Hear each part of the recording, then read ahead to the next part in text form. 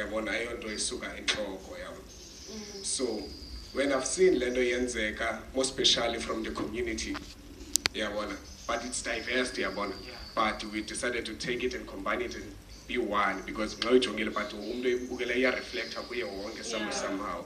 Yeah, but it's about a young man called Umbulelo Tingezweni.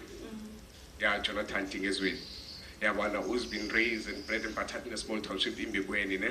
Yeah, but Kengogune is coming from Eziwokini, where he was born and raised, Eziwokini. But due to some scenarios, when you've been raised by a single parent, we're facing different issues, and more especially when you've been raised by a woman and you guy. Because there are some of the things that you are facing. So that is now cooler, because and we interact with but it happened this guy, class there in the low. They are very poor. So that's the story that you guys tell. It sounds like a very personal. It would sound like a very personal story. I would like to know I would like to know from you guys. Tell us a bit about your characters within the play.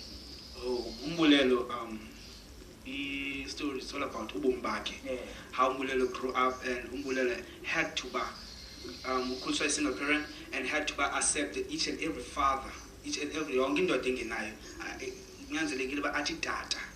and he was forced by his mother to do so.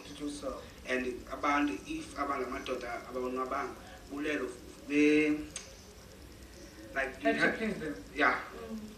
before I live, And this is one?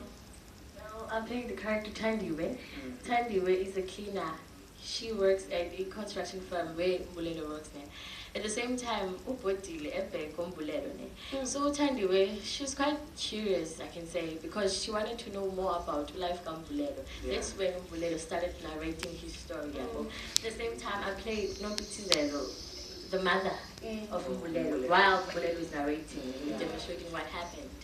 So his mother was abusive, I can say, emotionally, and like not really physically, but emotionally, because of the things Umbulelo should accept was so not cool, because of like